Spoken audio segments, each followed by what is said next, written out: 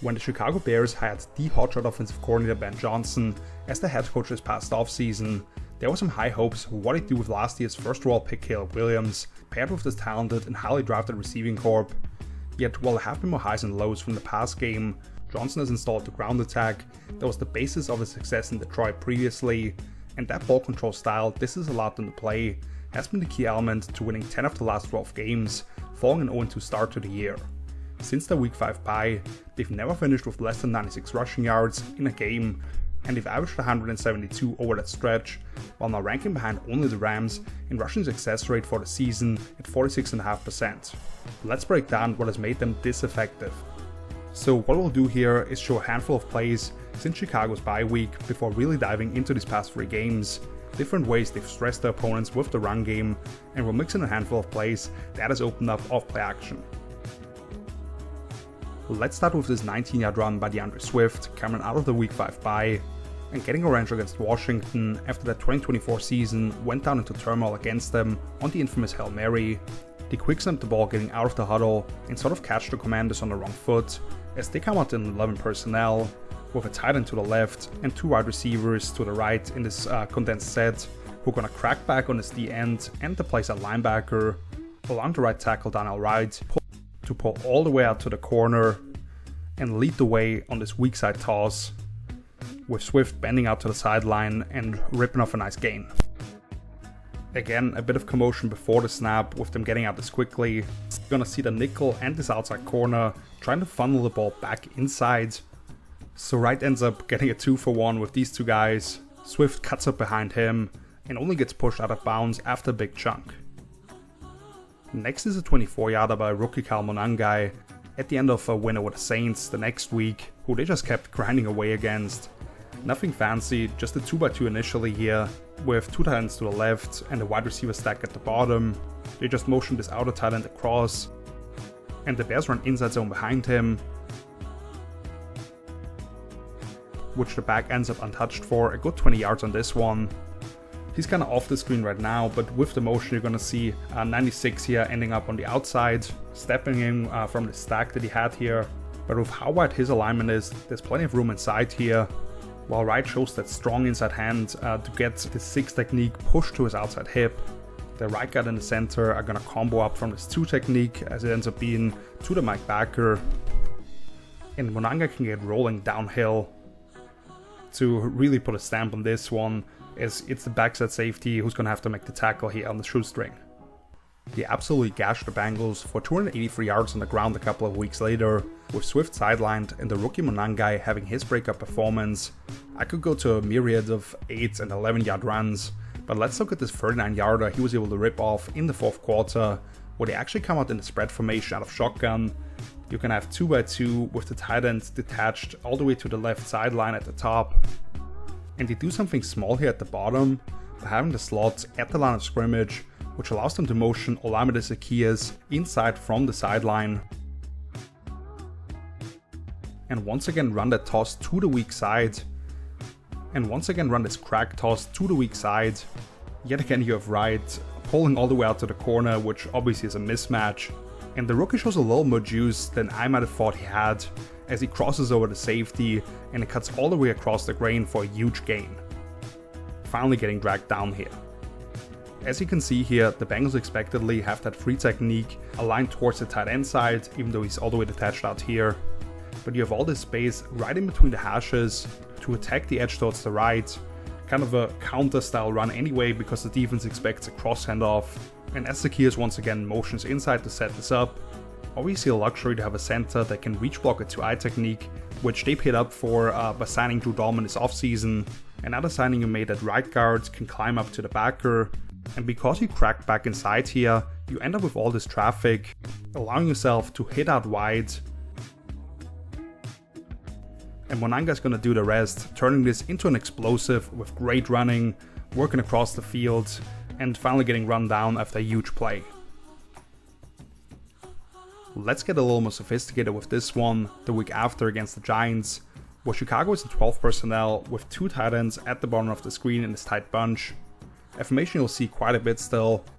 Cole Kmet's gonna motion across, and he'll end up turning this defensive end inside which the other tight end rookie Colston Loveland is gonna bend around and lead the way for Swift, off a counter handoff, taking care of the corner out here in contained assignment, gives a little hop step, before dropping his helmet into the safety's chest to finish off a 25-yard run.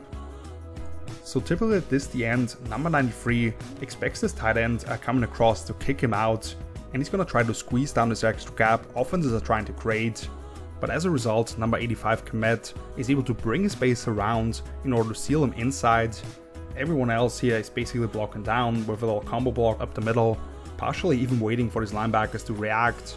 The wideout not on the screen right now is gonna crack back on the safety, and now you have a tight end on a corner once more having to replace, who is coming in with momentum to clear out the lane.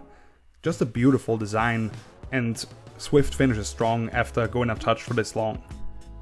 And then against Pittsburgh in a game that felt like it was going to be a classic Steelers win, with a backup quarterback making a couple of big time defensive plays, Bears can't really get the run game going as they have for most part of the season, but they were able to spark things a little bit here with this 15-yard reverse to another rookie in wide receiver Luther Burden, where they're in 12 personnel with Komet initially lined up as a fullback, but then attaching to the right end of the line for this balanced look. They fake a counter style run to the left, hand the ball to Zacchaeus in his reduced split, who will end up pitching the ball to Burden.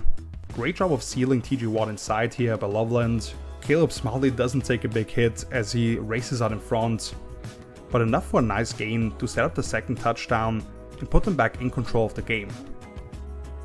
Watch it one more time from the end zone view and how well orchestrated this backfield action is. Again, here's the key block on Watt to get the ball sprung out to the corner, but just beautifully presented to the defense. That attention to detail with the different splits and how they show the defense they're gonna want to attack them, and Burden does the rest. Now let's get to the 3 games I want to go through in more detail, which the culmination of it all came on Black Friday at Philadelphia against the reigning Super Bowl champions when they gashed the Eagles for 281 yards on the ground. Let's start off with this 23-yard run by DeAndre Swift in the first quarter on the 2nd and 5, where they call wham from 11 personnel, far bunch to the left initially, Cole Kmet is going to motion across, and directly into this wham block on the free technique, holds him up just enough on the cut block to spring this, and Swift is able to rip off a quick explosive run, putting a nice move on the safety and then getting dragged down. So again, you're going to have this motion, not on the screen right now, but in the second here, Kmet coming across, and then winding back, so you're going to have this combo on the play side to eye, up to the backer. Number 62, Joe Thuney, is allowed to directly climb up to his man on the second level, and by taking out the legs of 97, this opens up the lane inside here, basically the difference between these two linebackers where they lined up initially, and Swift is getting going downhill, putting a nice move on 21, and then gets taken down. And Swift would also get to finish off the drive with a 3-yard touchdown on this YF counter concept to the right out of 12 personnel on 3rd and goal. So you have these two tight ends on either end of the line. Number 81, Durham Smythe, is going to motion across, but then winds back. The other tight end follows him as they kick out and wrap around. And Swift is going to be able to get in pretty easily. So let's look at what the blocking scheme actually looks like. They actually leave the 5 technique Jalen Carter unblocked here initially, allowing him to get up the field to where Smythe can kick him out. He actually ends up on the ground initially here as we let this roll in seconds, but does enough to clear the lane for 85 to come around and lead the way for Swift, who is able to squeeze through and easily get the touchdown here. On a 1st and 10 to start the next drive with this 17-yard run by Kalmo Mangai, where they come out in this condensed 11 personnel set, but bring DJ Moore into the backfield as an offset fullback to the left, where he's going to act as eye candy, sifting across at the snap in order to keep this backside the end home. But you're also going to have Komet just before the ball is snapped, motioning across to change the strong side of the formation and also get the defense to react, as you see these linebackers have to step down pretty aggressively, creating a huge cutback lane from Mangai, who gets rolling downhill for a nice explosive gain. So again, you're going to bring Moore inside here, and already kind of confuse the defense with this look that is kind of unscouted for them. Komet is going to also motion across, Moore basically acts as if he's the kick-out block on the backside and pulls this D-end really deep to create that natural cutback lane as everyone else is reacting to the flow of the play. The rookie of course spots it and is gonna cut off the backside of his right tackle for a huge play. Almost the designed cutbacks to play off the motion before, at, and after the snap became a big part of the game plan, just like on the 17-yarder by Swift, where again they're in 11 personnel, but bring the tight ends into the backfield in a more traditional I formation. Olamide Zaccheaus as the wide receiver stacked behind this Twins look is also going to come in motion, but at the snap you have Kmet directly working out to the flats as if he's the primary read on some kind of bootleg. Moore is the boundary receiver in this really cut down split, theoretically this time responsible for the kick out, only the D-end shoots that far up the field anyway, that doesn't really matter, and nobody's home for the runner. As Swift tries to put a move on somebody, stiff arms, and gets dragged down ultimately. Again, watch everything that's going on here, as initially they're gonna bring Smythe into this I formation set, then Zaccheaus just before the snap comes in jet motion, and ultimately it's Moore responsible for this kick out, which now we also see why this guy shoots that far up the field. That is Cooper DeJean, the nickel, not as familiar with this being part of his run fit. This receiver, Rome Odunze in a reduced split, is going to work inside to help out here. And again, what this does is open up a huge cutback lane. Linebacker tries to trail the tight end out to the flats, so Odunze actually lets him go altogether and is going to advance to the safety here. As Swift cuts back, makes that move on him, and is able to turn this into an explosive gain. Here's a quick hitter from early in the second half, only a 7-yard gain by Monangai, but check out how the movement at the snap freezes almost the entire defense, as they have a tight end to the left, 3 wide receivers in a tight bunch to the right, and as the play starts, only the tip man Moore here is gonna block, while the others go under and over the handoff, like jet and orbit motion would respectively, and they're gonna able to get some movement at the point of attack on this inside zone for the 7 yards. At this point we're familiar with zone blocking, but just quickly once again, combo blocks on the 2D tackles up to the backers. The right tackle has an easier angle because you have this D-end all the way out here to really widen that B gap, and as you have these 2 wide receivers working under and over the handoff, as we let this roll here in a second, check out that second level of the Philadelphia defense and how it creates pause within them, while Monangai is just hammering downhill at them. Of course you do have to hand the ball off to one of these guys every once in a while for the defense to respect it, so here's a pretty simple 2x2 with DJ Moore offset to the right. He's put in jet motion and gets the ball handed to him towards the Twins side for a quick 10-yard gain. So really nothing fancy to drop here. But that really only acted as the setup to this next play, where they come out in the exact same formation to start that drive, and Rome Odunze is the guy in motion this time, simply to run inside zone to the right where he just came from, to where Monangai can get ahead of steam and turn ahead for 31 yards. As you can see here, breaking a couple of tackles and just enforcing his will in the defense. This motion by the Z receiver takes Cooper DeJean out of the run fit altogether. You see this corner having to step down to replace him. And the little wrinkle I like here quite a bit is the tight end and the right tackle basically swapping responsibilities, as he's going to directly climb to the second level and peel back on this backer, allowing right an easier angle to kind of come in behind him and kick out at the end, creating these more advantageous angles for the blockers, which you really see pay off here, as Loveland is actually able to work up all the way to the corner, and Monangai doesn't get touched until like 25 yards down the field, and he does the rest.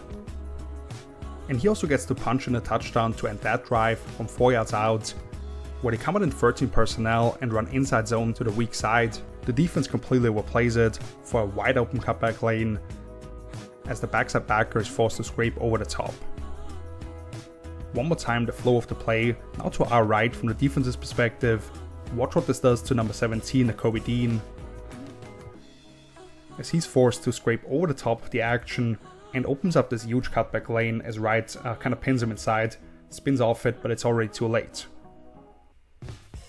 The one play action concept I wanted to showcase here actually came at the very end, acting as the dagger against the reigning champs, where they're back in 13 personnel, all 3 tight ends to the left side, and they fake zone action away from them, what I call a frontside bootleg, with the back acting as a fast threat to the flats, Moore from the backside running the over routes, and Kokomet takes the top off on high 7. As we watch this unfold, most quarterbacks would simply take the dump off to the back here in the flats, but Caleb is a special athlete who can flip his hips around and put it out in front for the tight end to score from 28 yards out, being trailed by the safety. There are so many small elements to this run game, people being on the move before and after the snap, causing pause for the defense, creating positive angles, and just forcing opponents to be reactionary all the time. Even against one of the top defenses in the league, coached by an all-time coordinator Vic Fangio, Chicago was able to gash them on the ground and get a convincing victory in this low-scoring affair. Next we head to Green Bay, where they went down to the wire against the hated rivals that have dominated the series for the better part of the last 2 decades. Where it felt like early on as if the Packers might re-establish their dominance and push this into a Caleb Williams game, but that's where Van Johnson being patient with the run game really paid dividends and allowed them to battle back. Here's the one run from the first half I wanted to point out, because it shows something they decided to really tap into for this matchup. They come out in this really condensed 2x2 set with both tight ends to the left and 2 wide receivers stacked up the opposite way. They put Durham Smythe in motion at the snap and have him insert the A-gap to the right, leading up to the Mike backer. DeAndre Swift bends back behind this and darts ahead for 7 yards. So again, number 81 you'll see here on the right end, he's going to be put in motion. And lead up on number 7, going between the center and the right guard, as the Packers, something they do quite a bit, having the front aligned towards the weak side, so you have the free technique out here, allowing to have the space inside, while you're comboing off this 2-IO1 technique to really nobody because they're playing with these 2 high safeties, where this could theoretically become an even bigger play as Swift cuts this back and kind of gets tripped up here. But this was where Chicago made their presence felt. It's just a 2-yard run, plus a defensive penalty that helps them out, but I felt this collision between Kyle Monangai and linebacker Adrian Cooper in my bones. Nothing special conceptually, as they bring the tight end across into a more balanced set and run duo right up the middle. Cooper steps down and just meets a locomotive. You can kind of see the paint of the helmet chip off, as the rookie sort of flips, but is able to stay off the ground and get a couple of yards out of it, along with, more importantly, sending a message. So again, watch it right from the back here. We bring the motion across, so Cooper working behind this double team. He's patient initially before stepping inside, and then just Monangai being a sledgehammer, somehow surviving this hit and bouncing off people to get something out of it. Now let's skip ahead to the end of the third quarter, where they've cut the lead down to a touchdown, and once again are in a super tight 12 personnel 2x2 look with the 2 tight ends to the right.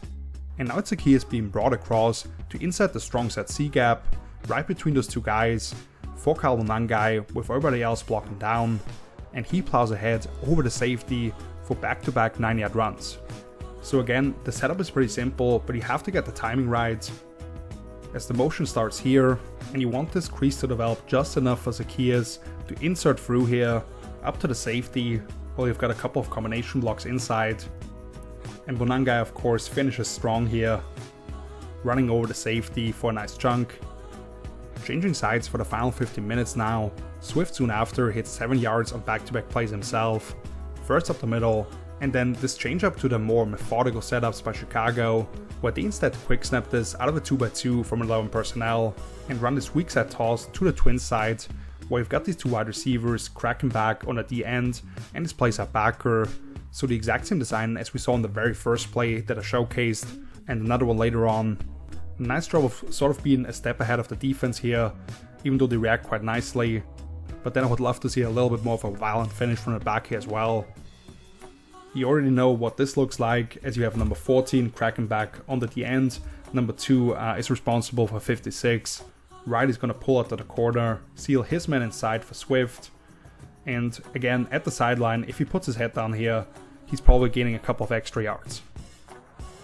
Here's a play action concept back from the middle of the second quarter, where they're in 2x2 once more, with a tight end to the right, and his offset Z who's going to motion inside to fake that insert block that we've seen a couple of times now.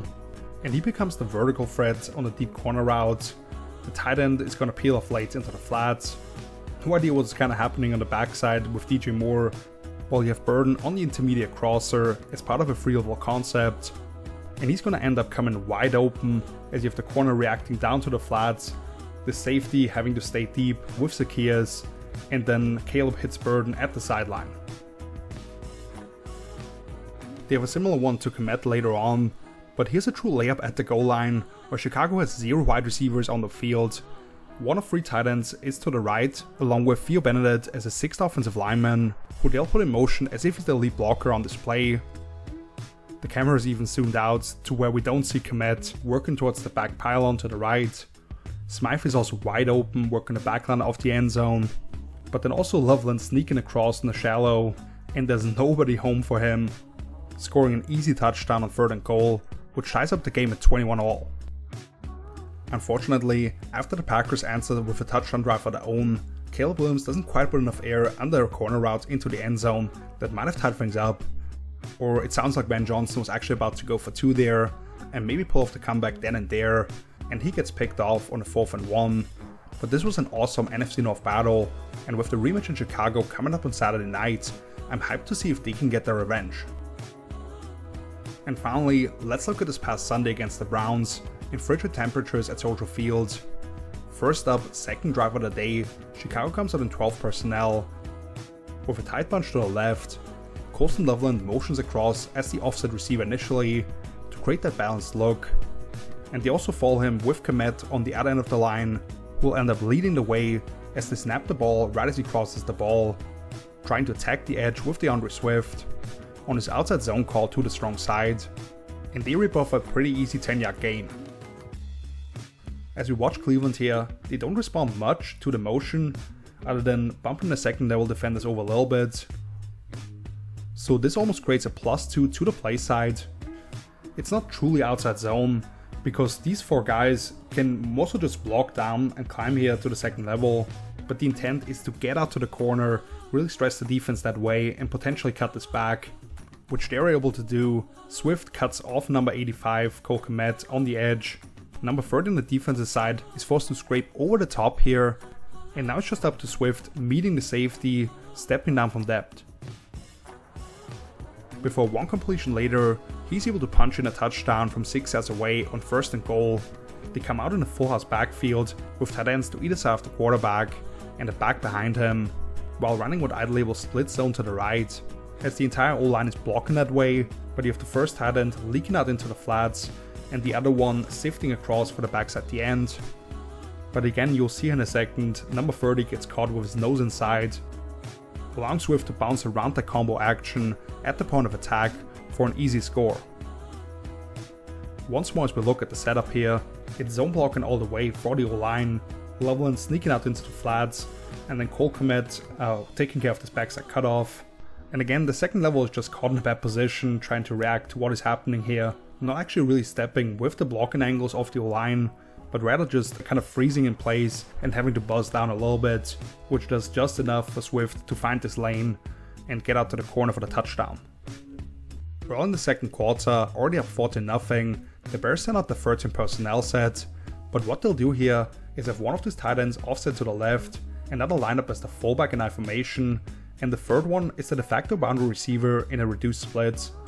The Browns aren't an 8-man box, but clearly expect a run to the strong side here on paper, and what this allows Chicago to do is hit this weak side lead toss, where they're able to get a head-on-head, nice block out on the corner, Swift cuts inside and is able to rip off 17 yards. So the idea here is pretty similar to what we saw already a couple times earlier, only now you have a tight end out here responsible for the pin down. Daniel Wright does a great job kind of releasing inside of this D end, but still making out to the outside shoulder of the linebacker here, number 17, while you have the fullback pulling out to the corner to lead the way. He takes care of the safety, working out that way. Swift cuts this up, works across, and is able to get those 17 yards. So after mostly attacking the edges with longer developing plays, they bring in the hammer and Kyle Monangai and run a quick hitter with him to start the ensuing drive.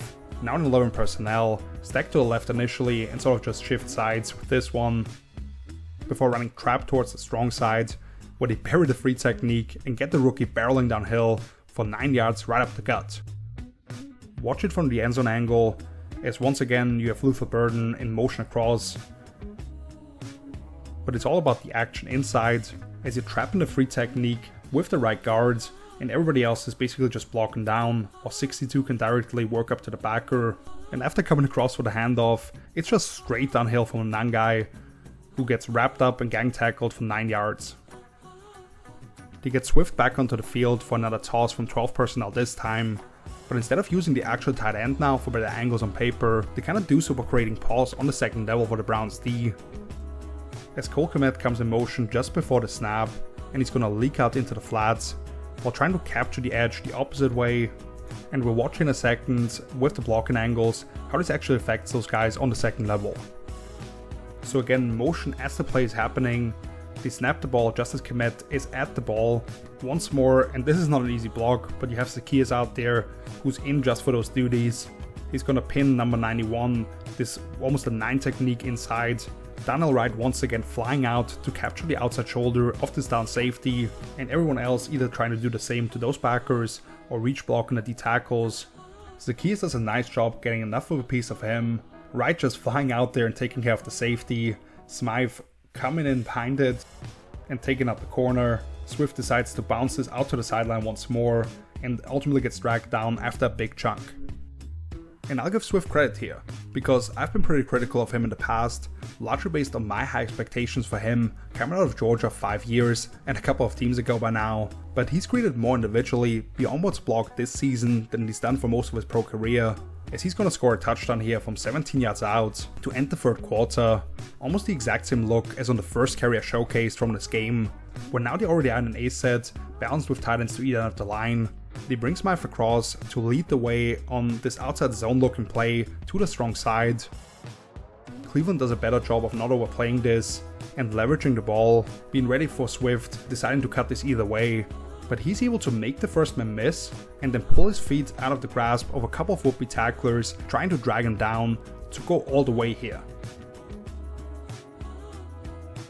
So again, balanced set here initially, brings Smythe across, and now check out the Browns actually in good position here I would say, as you've got people pursuing from the inside, the nickel here leveraged outside, but as he tries to jump inside, Swift makes him miss, kind of step out of that would-be tackle, and then he's able to finish this with a couple of people trying to drag him down from the backside.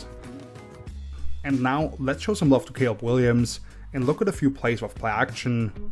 Since the Browns were able to create more run stuffs than we're used to seeing against the Bears, but the ground game still acted as a setup to some big plays. First one here is out of that full house look that I pointed out earlier, where it's more of a token run fake downhill, as both tight ends chip on the edges before leaking out, but really it's about the spear concept from the two outside receivers, who they've brought inside a little bit. Against this single high look they'll end up having, against this single high look they'll end up in, against this who they've brought inside a little bit, against this single high look the Browns are going to end up in, putting this deep safety in cover 3 in conflict. As the corner is playing outside and deep, he decides to step down here, and rookie Luther Burden actually makes a great decision here and adjusts this, rather than working with a steeper angle across the field and potentially running himself into coverage. He basically sits this down like a deep hook route, and Caleb lasers the ball to him before Burden breaks a couple of tackles for a 40-yard gain. Next is this play from 13 personnel, with all 3 tight ends aligned to the left in this tight bunch. They bring the outside man across, just before the snap, into a kick out against at the end. As they fake split zone to the left, the lone wideout basically acts as just a runoff, releasing inside to pull the safety with him. And then it's crossing routes at different depths by these 2 remaining tight ends, where Kmet ends up being wide open for an easy 17 yards, which could have been even more if Caleb doesn't sort of guide the ball to him, but still good yardage anyway. And finally, this isn't nearly as much about the play design as it is about the throw, but I had to put it in here. Caleb now in the shotgun 2x2 set with both tight ends to the right. The motion is flexed out one next to his teammate, where he'll act as if he's inserting the C gap, while they fake G power the opposite way, before running a rather clunky corner route, I guess. The slot basically runs into him on the deep cross, leaving DJ Moore all the way at the opposite numbers as the only option available at all here. But even with the safety to the twin sides opening up with the slot receiver, this is almost an impossible throw on a deep post coming in behind it, with the quarterback rolling the opposite way. And we can argue if this is a smart decision to even attempt this, as the rest of the defense has time to sink underneath it, but the audacity to throw this on a frozen rope about 35 yards through the air whilst falling out of bounds, that is just insane. I'm gonna let you watch it one more time from the end zone angle to see really what throw is required here. But to go along with these easy completions that they drop off play action, they have a quarterback who can make these type of nearly impossible throws outside of the pocket. The pure dropback game has been more so up and down for them across the entire season, because you have a lot of these young receivers, Moore himself not always acting like the veteran on the field in his demeanor and how he follows rules in certain plays, Caleb wanting to live in creation mode to some degree with his special skills of sack avoidance, but if they can dial in that to some degree, find more consistency here down the stretch with a physical run game that has that many layers to it, and a highly opportunistic defense that still leads the league in takeaways, and is only just getting fully healthy again, this could be a dangerous Bears team, because they are made for postseason football, even if collectively they don't have that much experience yet. I was ridiculed for predicting them to win 12 games before the season started, and I may have the last laugh here in a couple of weeks, because I was willing to bet on Ben Johnson and what he's building in the Windy City.